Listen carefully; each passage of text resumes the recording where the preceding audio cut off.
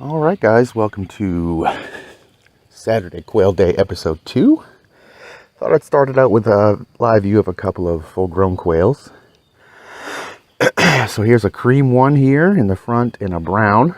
Okay, so remember these two colors because we're going to be looking at our chicks that were born last week. Okay, that have these similar colors. But that's what they look like when they're full grown. Alright, now I'm going to grab the other color so you can see what all the different colors I have look like. But here's the cream and the brown.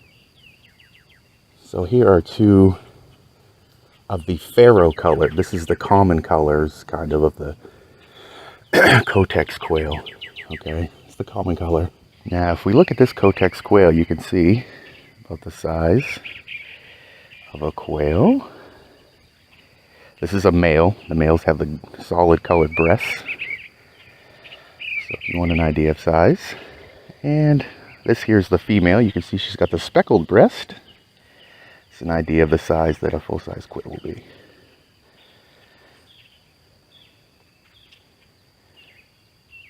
So there you go. So you want to store your eggs that are fertile pointy side down. Now you can store them for 7 to 10 days in the coolest room in your house. Don't put them in the fridge and don't let them get too hot, okay?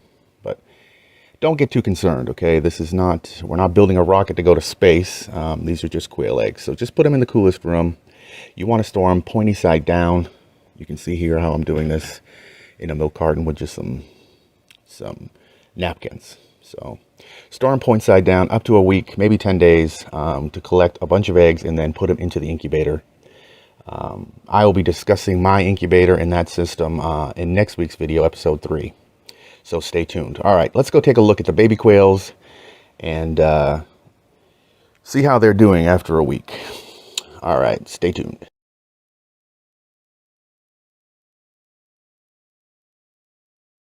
Okay, so here we are back at the brooding area. You can see how big and curious the birds are getting. This one right here on top of the heater there, this little guy is going to be a cream, just like the cream one we saw. Let's see if we can find a teddy bear colored. Ah, there he is. And speedy little guy right there is going to be brown, and the rest of these are going to be the Cotex normal colored quails, these little stripy ones.